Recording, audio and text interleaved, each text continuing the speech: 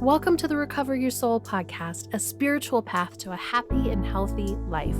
My name is Reverend Rachel Harrison. I started Recover Your Soul after having profound changes in my life from my recovery of alcoholism, codependency, and control addiction. I was guided to share the tools and principles of spirituality and soul recovery to help others transform their lives as mine was transformed. For us to overcome external circumstances, we need to turn the attention to ourselves, focusing on our inner change and healing. Positive results in our lives will follow.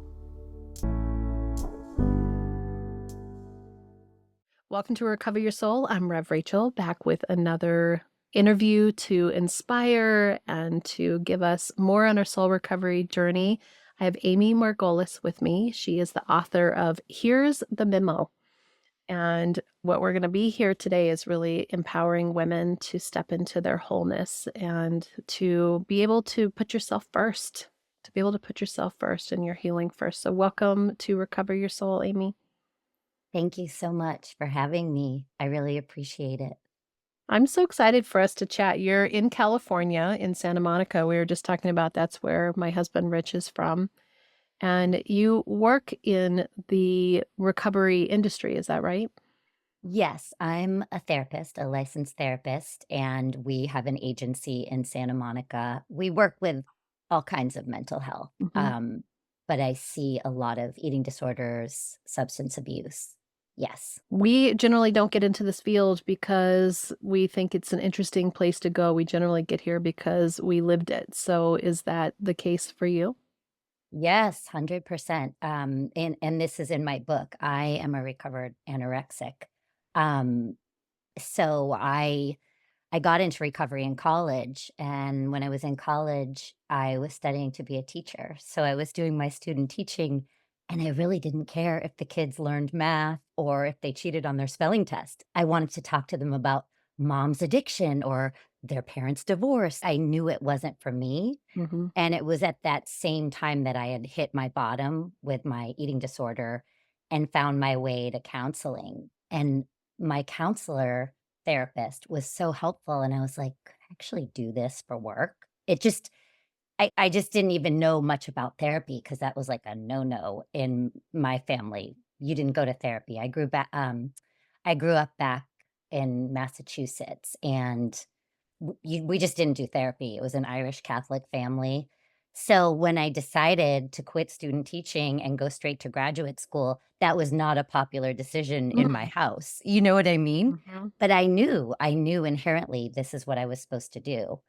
Um, so yeah, that's how I found my way to the work. So how did you, I was anorexic in high school too. I don't know if you knew that, but No. I definitely had the awareness even then that my anorexia was around control. That when I went to my dad's and my stepmom's house, there was so much dysfunction, so much dis-ease. And at one point, there was this moment where they complained about having to spend money on feeding me. And so I decided I would never eat their food again. And there was an amount of control that I felt in this aspect of my life that led me to about 2 years of anorexia. So how did the anorexia start for you, and how was that part of trying to make sense of a world that probably felt nonsensical? Yeah. Well, first of all, I'd love to hear more about your story and how you found your way out. So for me, from a very young age, I felt like I was too big. I had an older sister who was just tall and skinny, and I was one of those normal baby fat children. But I knew by age 3, like, this is unacceptable. I was walking on Cape Cod with my dad, and I could feel my little thighs rub together with the sand. So I Wow. started counting her French fries, my French fries, and everybody thought it was hilarious. Nobody, and my parents lost a baby, right around that time, and I think there was a lot of sadness in the house, and, you know, I hate talking about my parents because I adore them, but there was drinking and there was pain that was never addressed, and when there was fighting, it was never resolved, Mhm. so, for me, it just getting smaller felt like the solution, and eating disorders are self-regulating, and I think it's like when for me personally, I feel like when nobody's really there to address your feelings or emotions and you're frightened, food's accessible as the means to control and to nurture you.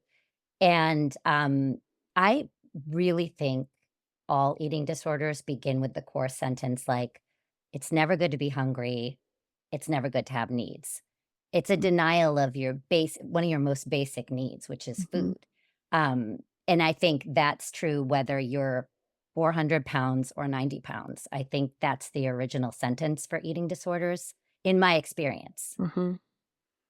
You know what I think is so profound around that is 2 things. One is to recognize at 3 years old, you are having awareness of your body, Yes. and those are the foundational moments of trauma in our lives, those core wounds where we interpret the world in some way that creates our foundational beliefs.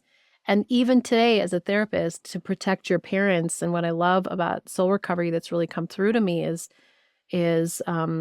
has a lot to do with Course in Miracles, which is that concept of, like, we're not here to judge anyone because we're all Mhm. just being who we are at the time with what we have, but we Yep. have this innate desire to protect even when it was harmful to us, that we'll protect and we'll do something to ourselves first, which is where people pleasing and codependence and dysfunction comes in the first place, is Yeah. that level of protection. And I think, I think when people come to therapy, it's very hard to talk about their parents or feel Mhm. any kind of anger or sadness. And that's a healthy place to feel it. I think you have to feel it as part of the recovery process. Um, I just feel like in my life, I had to do all that, and I Mhm. had to do I don't wanna do that in a public way because my parents wanted kids. They were great people. My mom's still alive. She's one of my best role models as a 91-year-old woman in chronic pain and death. She's a badass, right? But I think it is part of the process, so to be mad, to be sad, to kinda individuate and find your way and Yeah, recover your soul, like you right. said. Yeah, and they're just people. I think that's the other thing. The more space I have and around spirituality is this compassion for the human beings that they are, the belief Yes. structures that they had. I got 2 kids. I was beautiful with them in some ways, and I was totally inadequate in other ways, and it wasn't Yes. because I was trying to be inadequate, it's Right. because it's all I had at the Right. moment, you know? Right. Right. And Right. they're gonna go to their therapist at some point, and they're gonna, Absolutely. be able to truly feel their feelings, and Yes. that's the only way that they'll heal. Yes. Most people, when they're having a baby, aren't saying, I want to screw this kid up. They're saying, I'm going to love this baby. And, I know that's been my experience with my three kids. And I know there are ways that I missed the mark as well. Mhm. But the good news is we can talk about it. I can own it. There's a lot of humanness and connection in my house, which is actually a strength. Absolutely. So talk a little bit more about, what led you to for me, I will you asked about my anorexia. So one of the things that happened for me was I had luckily the awareness that this was me punishing my father. That it was control and that it was punishment, and when I got onto the scale and hit 111 pounds, something in me it's interesting, those are my numbers, I hadn't really thought of that till now, 11s are my numbers. So I hit 111 pounds, and something in me told me, "This is not okay. This is not okay." And then I had my wisdom teeth got pulled at that time, and I literally couldn't eat. I had dry sockets, I was in so much pain, and I all I thought about was eating, that I couldn't wait to eat again, and it was this just moment where I made the shift where I realized So I good. was punishing him, but I was the one who was being punished. Yeah. And from that moment, I slowly, slowly, slowly started to change my eating habits, and luckily for me, it wasn't like drinking was for me, where it was long, long, long. It was like almost like the switch switched, That's you know? amazing. That's amazing. Yeah, that's not my story. That's not my story. I mean, for me, and anybody who's had an active addiction can relate. I feel like it completely took over. Like I was Mhm, completely possessed. At one point, like I had an inkling, like I need to stop this, but I couldn't. I couldn't not restrict and starve. It was like it was fused with my identity. That's how bad it got for me.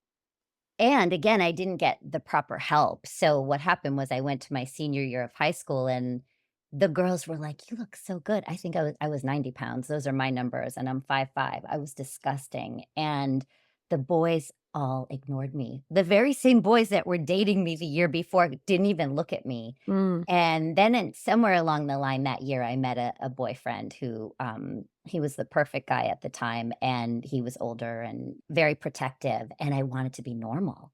So I tried to eat normal a few days a week because I couldn't give up the control completely, and then I was eating my face off. I was eating everything that wasn't nailed down, and then I thought I was completely out of control, like, I have both. I'm anorexic and I'm a beast, so it just took me a long time, and then when I finally got to, a recovery group, it was it was a total mixed bag, and, like, I think I wanna make this really clear in recovery because when you go to a recovery group where there's anorexics, bulimics, compulsive overeaters, there's everybody, recovery is not one size fits all. Like what's freedom for me is not freedom for the person that mhm. has 100 pounds to lose.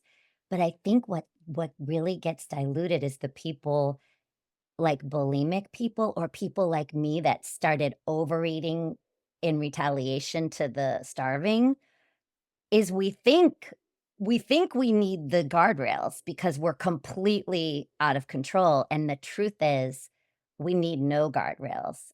Does that make sense? Mhm. So, I see it a lot like people recovering from bulimia through these very rigid anorexic type food plans. And yes, that's better than being bulimic, but they're still not free. Do you know what I mean? They're I still totally not know what you mean, free. and I think food is so complicated because I don't drink anymore. Well, guess what? I never have to have alcohol again. I have to be Yep, conscious of, like, not having a tincture that might have alcohol in it or, but I never have to drink again, but we all have to eat. And yes, so the level of, layers and each of us has, for me it was punishing my dad. For you it's a 3-year-old who's made a decision of yep, how she relates in the world, and for, somebody else, food is the only thing that fills the hole in their soul, and so yes. you start realizing that it's not a one size fits all, and so it is, I think, one of the most complex addictions to really work through because you can't just be abstinent. You can be abstinent of sugar, you Yeah, can be abstinent yep, of wheat or dairy, but you yep. have to still nourish your body, and that's really nourishing your soul, and each of us has our own unique layers that need to be healed to decide what that nourishment looks like. Yes, and I do think anorexic behavior is celebrated in our culture. I Mhm. think some of our biggest influencers are super rigid with their food, and that's celebrated, right? And to me, when you're not eating enough, it lends itself to low grade depression, low grade anxiety, because you're keeping yourself apart from, like, well, I'm not allowed to have that. Like, I kind of feel like fullness on the plate equals fullness in life. Choices at the buffet equal choices in life. What I see a lot in my practice now is women that don't even really have eating disorders have like an anorexic mindset. Yeah. It's like I have this woman is so successful. She's in her young 20s. I mean, bazillion followers, very, very smart. And the session was about having butter on her bread and how she was just so mad at herself or she didn't get her steps. It's like she'll reduce all this power and beauty and authenticity that's her to like a buttered roll. And it's insane. I have another client who went away with her husband for the first time since they had a baby 6 months ago, and she couldn't enjoy the trip because she had 10 extra pounds. So it's Right. like, this makes me nuts for women, and it just makes me nuts for women because we don't have to do that. You know what I mean? I We totally know get to what you be mean. here and we get to not be perfect, and we're inherently lovable, and it's so cultural and patriarchal, and so I know I'm on my soapbox a little, but my next book will be all about that because I think that's what I'm here to do. And you live in LA, and so you Yep. live in the land of how thin are you? And, Yes.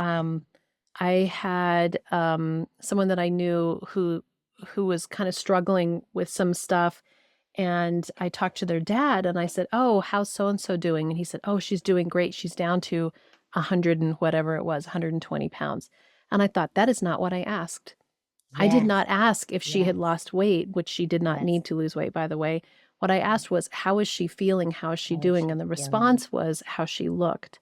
And Yep. I think that it's such a for women, this is, huge Yep. around how we see ourselves, how we think we're supposed to be for society, Yep. and, it's so in our subconscious that even Yep. if we don't think that we're thinking about it, we're thinking about it. That's my point, is I feel like women are walking around with this low grade deprivation, Mhm. anorexic mindset, whatever you wanna call it, and they don't even know that it's really there or that they have a choice. It's just always there, when they go shopping, when they go out to eat, when they show up in an event, it's like there's this nasty voice pulling them down, cutting them down, making them feel small. And I think when you can identify it, like I'm really big on identifying it, giving it a name, dialoguing with it in your journal, externalizing it from your identity, because then you start to gain choice. And I think that women need women, and women are pitted against each other Mhm. at very young ages with just media and advertising and the culture. And we're set up to compete and size each other up. And it's like when women get together, we could rule the world, We could right? rule So the we world. could rule the world. So it's just like we need to stop making ourselves so small is my point. I love that. So I totally agree. And I was with my women's circle last night. I'm always looking to gather my tribe. And one of my favorite things about doing these interviews is like meeting minded women like you that I can feel this energy. And I always wish that we lived closer so we could, Right. be friends and hang out. And so I gathered a group of women here in my area. And one of them, we were talking about when we first met, I sat down with her and I said, we're both podcasters, we're both coaches. I'm looking for somebody that I can not compete with, that I can be friends with. And she said, Love it. no one has ever said that. And there's just this always like, I want to pick your brain so that I can be better than you. Or, that's at least what we Yes. believe is happening. And I think that part of this mindset that is not only this anorexic mindset, but the I have to compete with you mindset, Yep. when we start to open up to a new way of seeing, which is what I hope soul recovery does for people, to choose how we're going to see it, that we're healing generations of Yes. this Yes. this not enoughness. Yes. This not Yes. enoughness.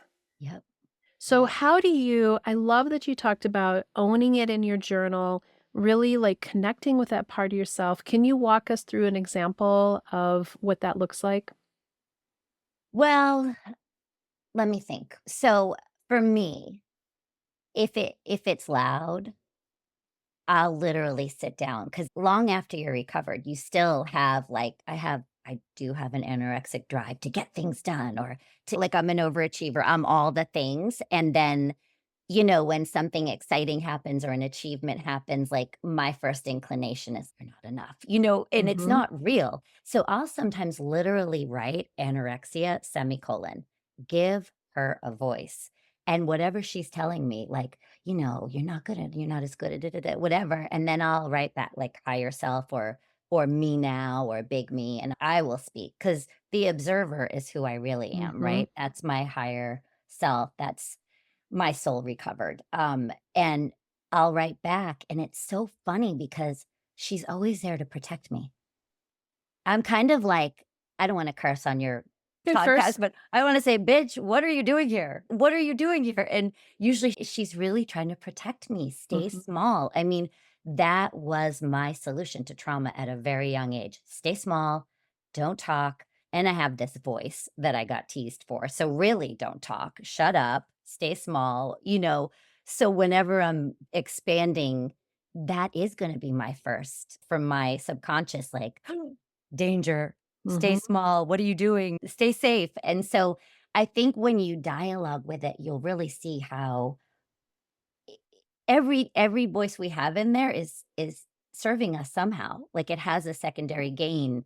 Even if your inner voice or inner critic is keeping you miserable, it's usually there to protect you somehow.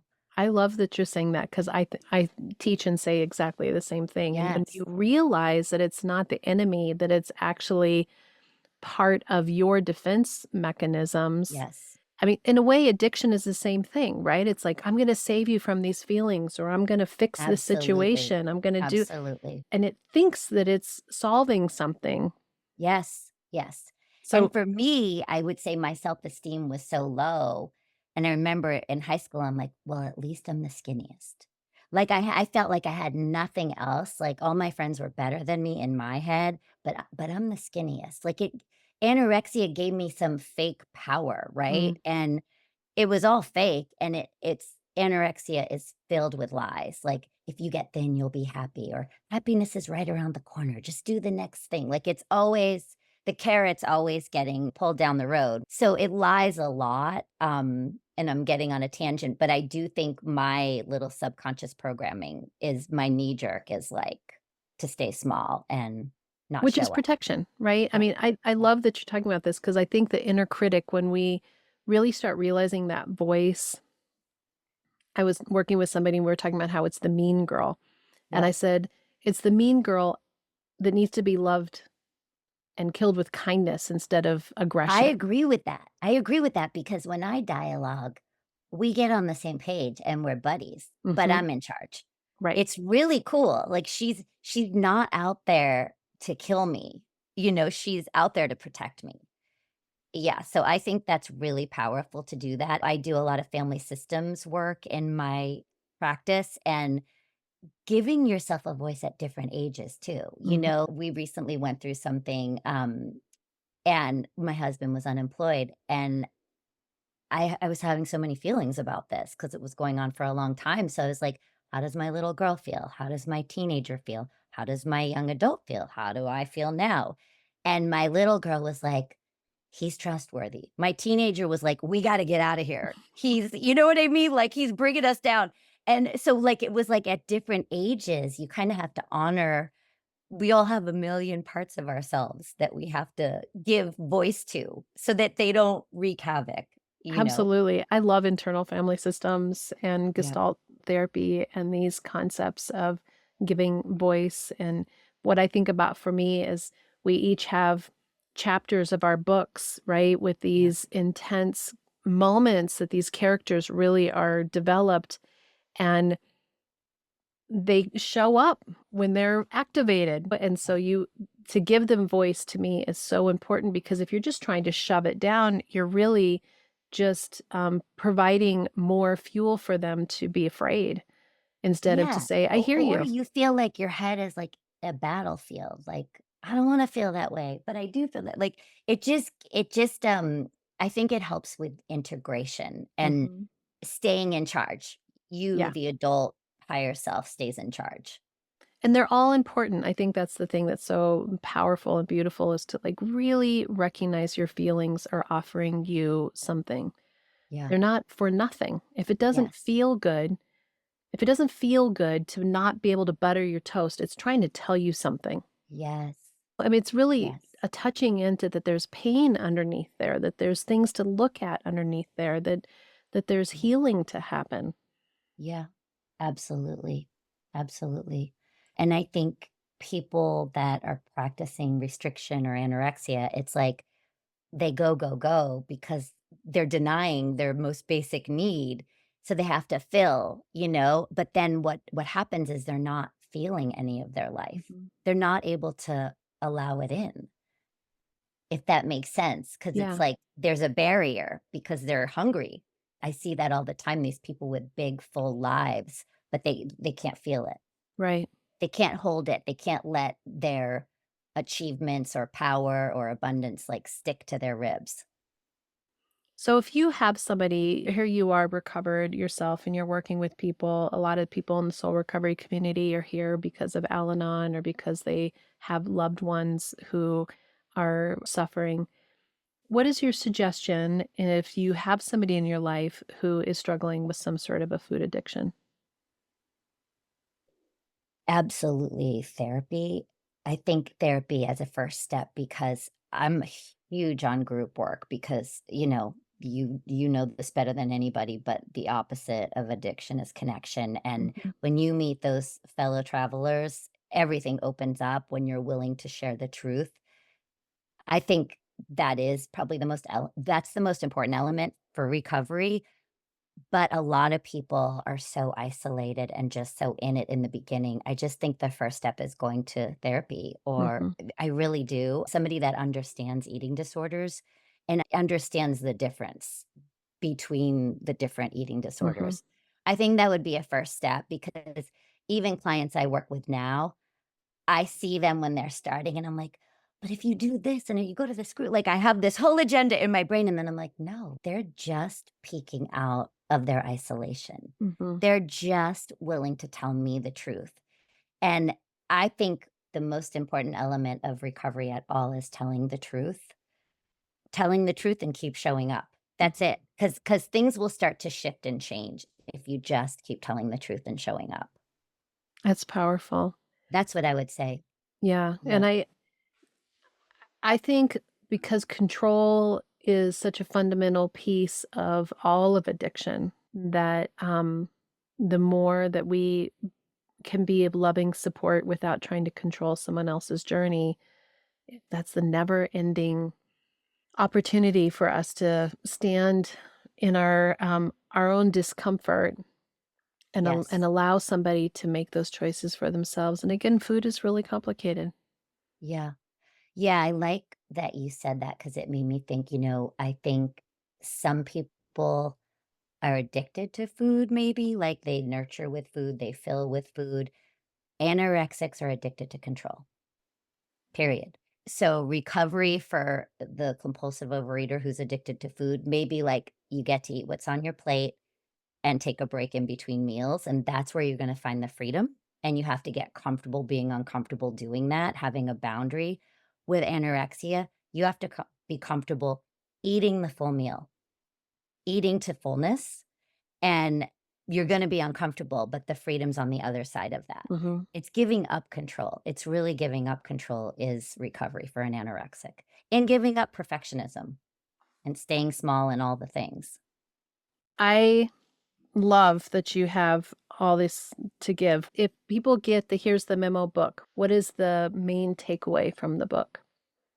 So the book is I definitely talk about this because it's my origin story, but my book is really about one-stop shopping for women. We get into dating, we get into long-term partnerships, we get into grief, definitely get into food and body, but it's really the overarching theme is letting go of all this negative self-talk and showing up strongly and proudly in your life, authentically, letting it all go and running your own race. Stop with the comparing, stop with the checking out on Instagram, and what are you here to do? What do you wanna do? Because there's only one you. So that's really what the book is about.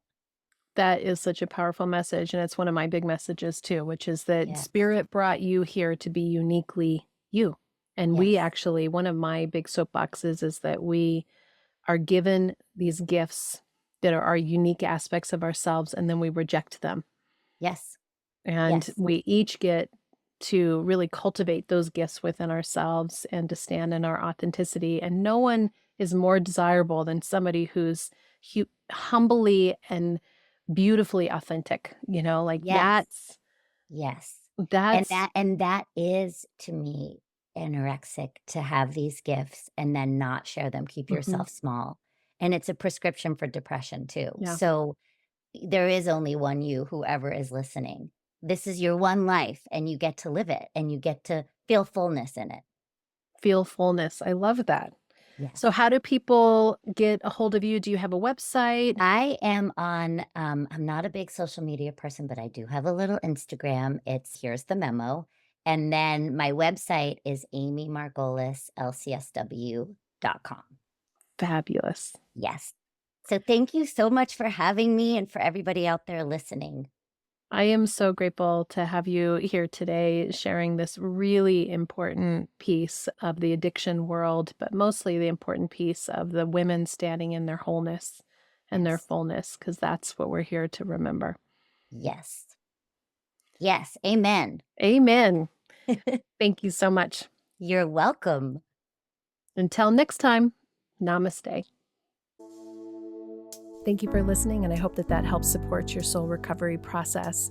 I just wanted to give you a quick reminder that every Friday is the Recover Your Soul bonus podcast, and this is available both to Apple Podcast subscribers, or it's available for both free and paid Patreon members. But to let you know that if you want to listen to those bonus episodes, incredible interviews, wonderful book studies, you don't have to be a paid member. You can access them in the first week or two that they're available free on Patreon.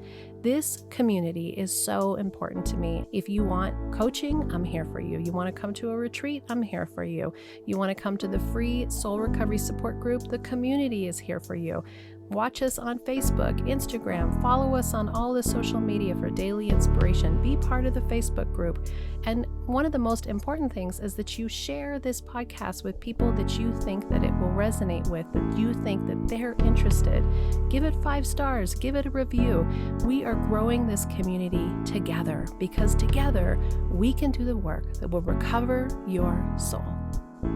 The Recover Your Soul podcast and its content is for educational purposes only and is not allied or representative of any organizations or religions. It's based on the opinions and experience of Reverend Rachel Harrison. Recover Your Soul claims no responsibility to any persons or entity for any liability, loss, damage, or cause alleged to be caused directly or indirectly as a result of its use. Applications or interpretations of the information represented herein. Take what you need and leave the rest.